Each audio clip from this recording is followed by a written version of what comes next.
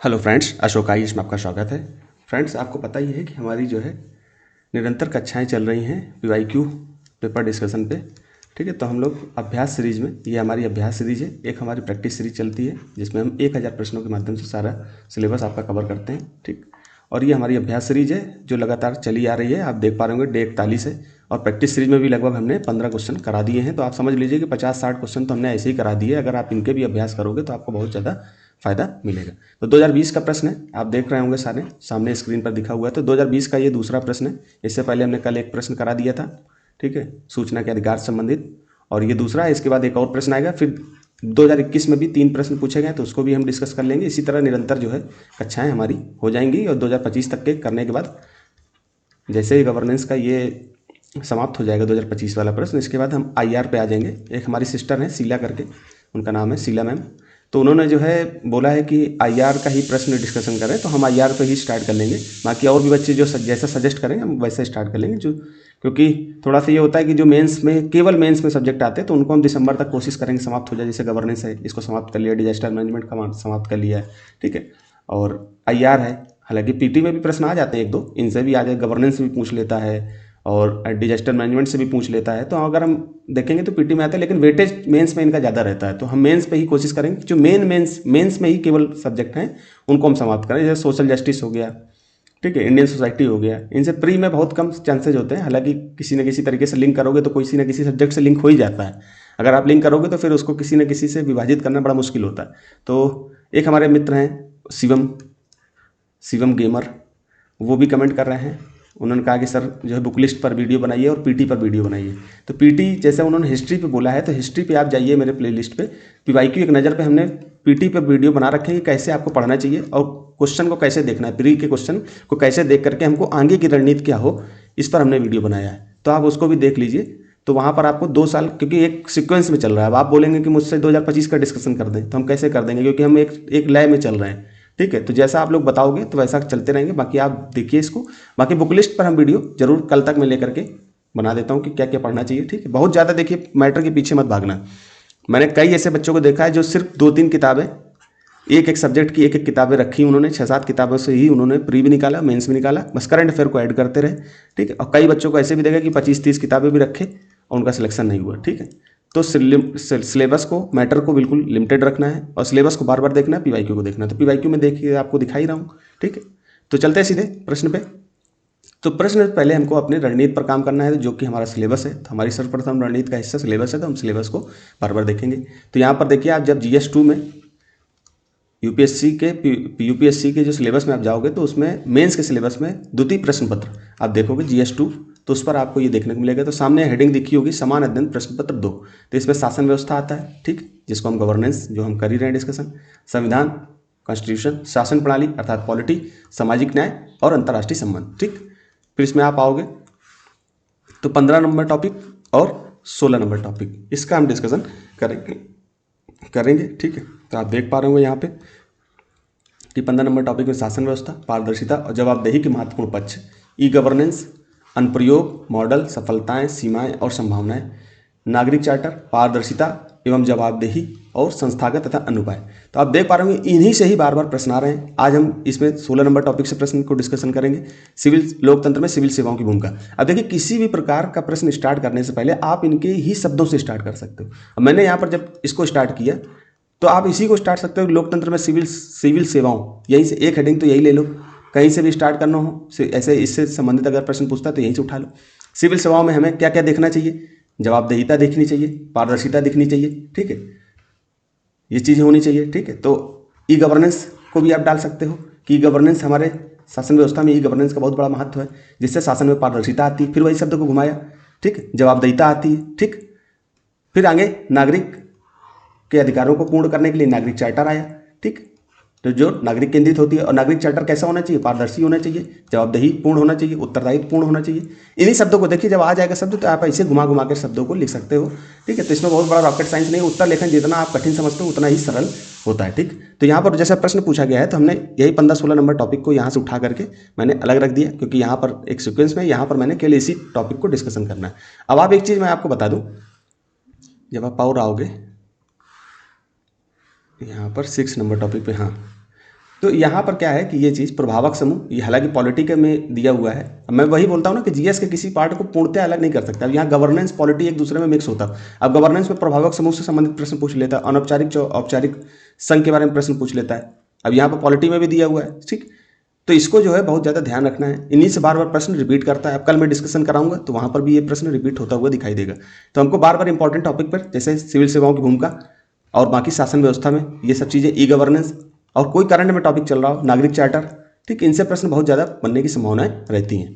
ठीक है, तो इसलिए हमें इन पर ध्यान देना है। तो आप पीवाईक्यू देखते हुए, जब मैं पूरा करा दूंगा तो आप एक सीक्वेंस में इसको पूरा देख लीजिए, और मैं बहुत जल्दी जो है इसकी पीडीएफ भी आप लोगों को ग्रुप में दे दूंगा। तो आप लोग कमेंट ज़्यादा से ज़्यादा मुझे बताएं, तभी मैं जो है आपको ये दूंगा, क्योंकि मुझे पता भी तो चले कि आपकी डिमांड है। पता चले मैं बहुत सारी चीज़ें मैंने ग्रुप में डाल रखी हैं टेलीग्राम में, लेकिन कोई बच्चा देखता ही नहीं है।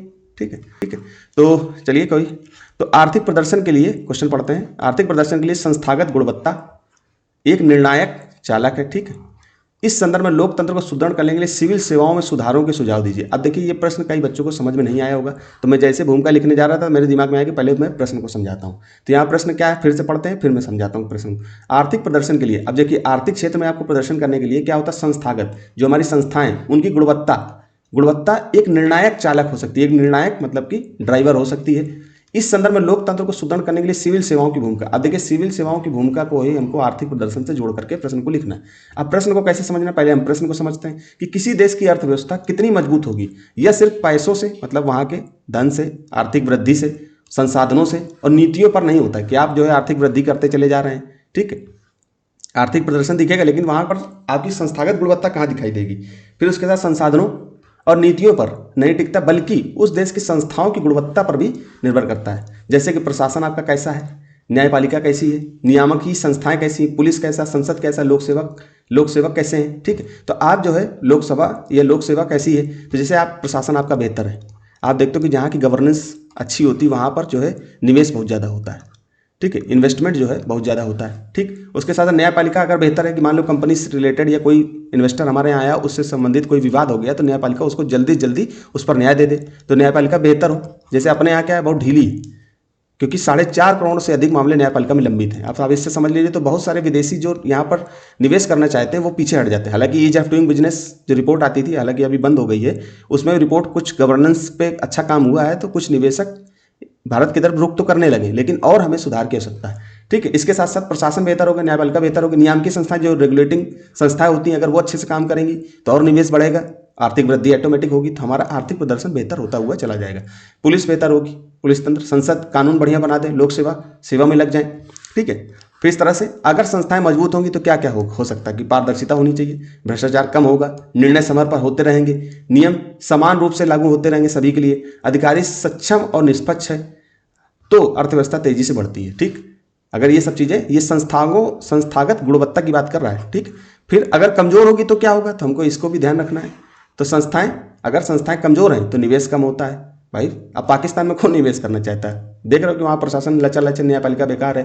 ठीक है, अब भारत में देख रहे हैं, फिर और भी सिंगापुर वगैरह में देखोगे तो और बेहतर दिखाई देगा। आप उधर नॉर्वे, डेनमार्क की तरफ जाओगे तो और बेहतर दिखाई देगा। ठीक है, भ्रष्टाचार बढ़ता है, परियोजनाएं लटकती हैं, रुकती हैं, और अर्थव्यवस्था धीमी पड़ जाती है, ग्रोथ रेट कम हो जाता है। तो मैंने इसमें देखिए फ्रेमिंग कैसे की है, तो आप फ्रेमिंग पहले देख लीजिए। तो पहले मैंने आपको क्वेश्चन समझ में आ गया कि नहीं आ गया, पहले आप लोग मुझे कमेंट में बताइए क्वेश्चन समझ में आया कि नहीं आया। कि यहाँ पर पूछ क्या रहा है कि आर्थिक प्रदर्शन के लिए संस्थागत गुणवत्ता एक चालक है, ड्राइवर है। इस संदर्भ में लोकतंत्र के सिविल से, अब हमको देखिए इसमें कई सारे कारक हो गए। ये देखिए प्रशासन, तो हमको यहाँ पर न्यायपालिका, नियामक संस्थाएं, पुलिस, तो हमको प्रशासन तक केंद्रित रहना है, क्योंकि यहाँ पर सिविल सेवाओं सुधारों की बात कर रहा है। ठीक है, तो हम भूमिका में फ्रेमिंग लिखेंगे। जो बच्चे नए, मतलब पहले से प्रैक्टिस कर चुके हैं, बेहतर हो, तो वो मेरे क्वेश्चन को देख करके जा सकते हैं। ठीक, और जो नए हैं तो उनको मेरा पूरा प्रश्न देखना चाहिए। तो यहाँ मैं फ्रेमिंग बता रहा हूँ कि इसकी स्टार्टिंग कैसे करोगे। तो 1.5 शब्दों में प्रश्न पूछा है, तो लगभग हम 25 से 30 शब्दों में भूमिका इसकी लिख सकते हैं। तो भूमिका कोई बहुत बड़ा रोल नहीं अदा करती, जब आपको पता होगा तो आप किसी भी तरीके से स्टार्ट कर सकते हो। एक तो आप डेफिनेशन से स्टार्ट कर सकते हो, परिभाषा से। हालांकि जो थर्ड पेपर और सेकंड पेपर है उसमें हम ज़्यादातर करंट के विषय से भी उठा सकते हैं। फिर आप किसी डाटा से स्टार्ट कर सकते हो। ठीक, किसी रिपोर्ट से स्टार्ट कर सकते हो, ये करंट के किसी टॉपिक से उठा सकते हो कि हाल में ऐसी घटना देखने को मिली है ना, तो करंट के टॉपिक से उठा सकते हो। तो ये सब चीज़ें कोई बहुत बड़ा विषय नहीं होता, जब आप लिखने लगोगे तो ये सब चीज़ें आपके सामने दिखाई देने लगेंगी। ठीक, तो यहाँ पर आप जैसे भारत में विकासशील लोकतंत्र यहाँ से स्टार्ट कर सकते हो कि भारत में विकासशील या भारत एक विकासशील देश है जहाँ लोकतंत्र में संस्थागत गुणवत्ता दिखाई देती है, जिसमें जवाबदेहिता, पारदर्शिता, निष्पक्षता और क्षमता निर्माण जैसे तत्व दिखाई देते हैं। इस तरह से मतलब कैसे भी मैं एक उदाहरण दे रहा हूँ कि कैसे लिखना है, हालांकि मैंने नीचे लिखा आप देख सकते हो। ठीक है, फिर मुख्य भाग में आवश्यक सुधार क्या क्या होने चाहिए। तो आवश्यक सुधार में जैसे क्षमता निर्माण पर बल देना चाहिए, भर्ती और पदोन्नति में सुधार होना चाहिए, जवाबदेही और पारदर्शिता को बढ़ावा देना चाहिए, राजनीतिक निष्पक्षता पर की सुरक्षा होनी चाहिए। भाई राजनीतिक निष्पक्षता होनी चाहिए, अधिकारियों में ये होना चाहिए कि भाई किसी राजनीतिक पक्ष में, राजनीतिक विचारधारा की तरफ झुक ना जाए। ई गवर्नेंस का विस्तार होना चाहिए, नैतिक प्रशासन होना चाहिए, मतलब कि अधिकारियों में अभी देखिए, आप देख ही रहोगे कि हमारा 4th पेपर एथिक्स पर आधारित है और ट्रेनिंग सेंटर में भी एथिक्स बहुत अच्छे से पढ़ाई जाती है। इसलिए नैतिक प्रशासन पर बहुत ज़्यादा जोर दिया जाता है कि क्या गलत है क्या सही है, स्वयं पर निर्णय आप ले सकें। ठीक है, तो यहाँ तक जिन्होंने अब यहाँ पर निष्कर्ष लिखा हुआ है, तो आप निष्कर्ष को भी देख सकते हैं। इन उपरोक्त सुधारों से सिविल सेवा अधिक दक्ष, पारदर्शी, उत्तरदायी बनेगी, जिससे संस्थागत गुणवत्ता मजबूत होगी, लोकतंत्र के साथ साथ आर्थिक प्रदर्शन भी सुदृढ़ होगा। ठीक है, तो ये तो खैर अलग चीज़ है, मैंने लिख ही दी है पूरा। जो बच्चे पहले से अभ्यास कर रहे हैं तो वो मेरी यहाँ तक फ्रेमिंग देख के जा सकते हैं। अब मैंने जो बच्चे नए हैं उनको मेरा पूरा देखना चाहिए। मैंने कैसे लिखा देखिए, यहाँ पर भारत की आर्थिक प्रगति केवल, प्रश्न नहीं लिखा है, प्रश्न ऊपर लिखा हुआ आप देख लीजिए पीछे जाकर के।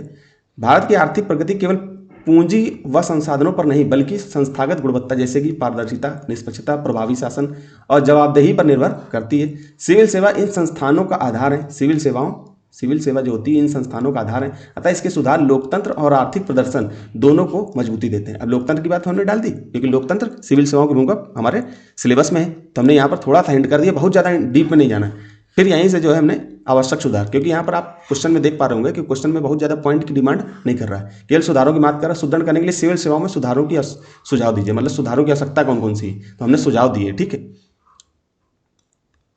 फिर यहाँ व्यवसायिक क्षमता निर्माण, वही मैंने टॉपिक जैसे मिशन कर्मयोगी के अनुरूप सतत प्रशिक्षण डेटा आधारित निर्णय, परियोजना प्रबंधन और तकनीकी कौशल का विकास करना। ठीक, निष्पक्षता की सुरक्षा, फिक्स्ड टेनोर, जो अधिकारियों का क्या होना चाहिए, फिक्स्ड, मतलब कि एक जिले में अगर वो 3 से 4 साल उनको रहना है या 2 से 3 साल रहना है तो 2 से 3 साल उनको मिलना चाहिए। अगर वो कोई अच्छा काम कर रहे हैं तो 1-2 साल उसका बढ़ा देना चाहिए। इससे क्या होता है कि प्रशासन में दक्षता आती है। फिर क्या, सिविल सेवा बोर्ड की मजबूती और मनमाने मतलब मनमाने ट्रांसफर पर रोक होनी चाहिए। ठीक है, टेनोर से स्थानांतरण मतलब ट्रांसफर पर रोक से तटस्थता सुनिश्चित होगी। ठीक है, जवाबदेही और पारदर्शिता, स्पष्ट परफॉर्मेंस इंडिकेटर, मतलब उनका परफॉर्मेंस आधारित जो है इंडिकेटर होने चाहिए। अधिकारी अच्छा परफॉर्मेंस कर रहा है तो उसको उसी आधार पर प्रमोशन वगैरह मिलना चाहिए। फिर उनका मूल्यांकन भी होना चाहिए, 360 डिग्री मूल्यांकन होना चाहिए अधिकारियों का। सामाजिक लेखा परीक्षा, ऑडिटिंग होनी चाहिए और समयबद्ध सेवा सुनिश्चित करने वाले नागरिक चार्टर होने चाहिए कि समय से पहले ही नागरिक चार्टर में जो अधिकार दिए नागरिकों के उस समयबद्ध, मतलब कि अगर 3 महीने दिया तो 3 महीने में उसकी पूर्ति हो जानी चाहिए। फिर ई गवर्नेंस, वही मैंने उठाया ना, देखिए नागरिक चार्टर, ई गवर्नेंस, सिर्फ वही सिलेबस के पार्ट। फिर प्रक्रियाओं का डिजिटलीकरण, भ्रष्टाचार पर रोक तथा सेवा प्रदाता की पारदर्शिता बढ़ाता है, ई गवर्नेंस ये सब चीजें करता है, तो ई गवर्नेंस डाल दिया। फिर भर्ती और पदोन्नति में सुधार, फिर क्या किया, योग्यता आधारित पदोन्नति, मतलब कि उसकी अगर योग्यता है तो उसको प्रमोशन मिलना चाहिए। नियंत्रित रूप से लेटरल एंट्री, मतलब बैकडोर से एंट्री हम कर दें कुछ, और उसके साथ साथ विशेषज्ञ भी हमको लाने हैं, तो विशेषज्ञ केंद्रित कैडर प्रबंधन होने चाहिए। कुछ विशेषज्ञ जैसे आर्थिक क्षेत्र में अच्छा काम करने वाले अधिकारी तो उनको आर्थिक क्षेत्र से ले लें, अगर वो तकनीकी क्षेत्र में अच्छा काम करने वाले हैं विज्ञान प्रौद्योगिकी में तो उसको अलग से ले लें। तो इस तरह से विशेषज्ञता है कि जिससे हम और जल्दी ग्रोथ कर सकते हैं। अब वैसे हम लोग जो जाते हैं तो ये सामान्य अध्ययन पढ़ के जाते हैं तो हमको सामान्य जानकारी रहती है। फिर नैतिक प्रशासन, आचार संहिता, नैतिक शिक्षा और विशल ग्लोबर संरक्षण सशक्त करना चाहिए। विशल ग्लोबर आपको पता है कि जैसे अधिकारियों, कर्मचारियों, फैक्ट्री वगैरह में, कंपनी वगैरह के अंदर ही अधिकारी जो होते हैं वो अंदर ही भ्रष्टाचार वगैरह को सूचित कर देते हैं बाहर आकर के, है ना। तो इसी को खुफिया तरीके से आप जानते होंगे, तो उसको विशल ग्लोबर, और कभी हम चर्चा करेंगे, पिछले मैंने वैसे कई जगह चर्चा इसकी करी है। ठीक है, तो अब मैंने निष्कर्ष लिखा इस प्रकार उपयुक्त सुधार, जो उपयुक्त सुधार मैंने बताया, उपयुक्त सुधारों से सिविल सेवा, अब ये कि हमारा ये समाधान है। मैंने ऊपर क्या बताया कि सुझाव दिए, मतलब कौन कौन सी समस्याएं दी, ये सारी समस्याएं बताई। फिर समाधान हमने निष्कर्ष के रूप में दे दिया। अगर वो समाधान अलग से मांगता कि समाधान सुझाएं तो ऊपर समाधान देते, फिर अलग तरीके से निष्कर्ष हो जाता। अभी क्या है कि हमारा निष्कर्ष समाधान आधारित होना चाहिए। ठीक, तो इस प्रकार उपयुक्त सुधारों से सिविल सेवा अधिक दक्ष, पारदर्शी, यहाँ पर देखिए थोड़ा सा लिखते समय स्पीड में लिखता हूँ ना, तो पारदर्शी, नागरिक उन्मुख तथा उत्तरदायी बनेगी, जो संस्थागत गुणवत्ता को सुदृढ़ कर लोकतंत्र और आर्थिक विकास दोनों को सहारा देगी। ठीक है, इस तरह से आप लिखोगे तो आपका उत्तर बहुत बेहतर हो जाएगा। और एक चीज ध्यान रखना कि किसी भी शब्द को रिपीट मत करिए, मैंने पहले भी चर्चा करी, तो रिपीटेशन से बचना है हमको, रिपीटेशन से बचना है। और मतलब कि फालतू चीज़ों को नहीं लिखना है, जितना डिमांड हो टू द पॉइंट केवल वही लिखना है। ठीक, तो फालतू चीज़ों से बचना है और टू द पॉइंट लिखना है। ठीक, क्वेश्चन को आप अगर टू द पॉइंट ही क्वेश्चन को लिखा है तो आप आराम से जो है नौकरी तो आपकी पक्की है, जॉब तो लगी जाएगी। ठीक है, तो इस तरह से आप लिखोगे तो आराम से हो जाएगा। फिर कल के लिए एक प्रश्न है, इसके बाद हम 2021 में आ जाएंगे। तो 42 नंबर प्रश्न है, चौथी औद्योगिक क्रांति अर्थात डिजिटल क्रांति के प्रादुर्भाव मतलब कि इसके उद्भव ने ई गवर्नेंस को सरकार का अविभाज्य अंग बनाने में पहल की है, विवेचन कीजिए। ठीक, फिर ई गवर्नेंस आ गया। अब इसका रहता है चौथी, अब देखिए ये तो बात बोल रहा है चौथी औद्योगिक क्रांति अर्थात डिजिटल क्रांति, जो हमारी जिसको हम लोग क्या बोलते हैं 2.0 औद्योगिक क्रांति 2.0 बोलते हैं, 4.0 बोलते हैं, क्या बोलते हैं आप लोग सजेस्ट बताना, मैं कंफर्म नहीं हूँ इस पर। ठीक है, तो इस पे बोलते हैं। तो ये डिजिटल क्रांति, इसके मतलब उद्भव से ई गवर्नेंस को सरकार का अविभाज्य अंग मानता है, मतलब ई गवर्नेंस ही सरकार का एक जुड़ा हुआ अंग है। अब इसकी जो व्याख्या करनी है तो आपको कैसे करना है इसको लिखिएगा, कल फिर हम इसकी चर्चा करेंगे। ठीक है, और शिवम भाई बहुत जल्दी जो है हम कल तक आपके लिए वीडियो बना देंगे, परेशान मत होना। ठीक है, तो यहीं तक रहते हैं दोस्तों, धन्यवाद।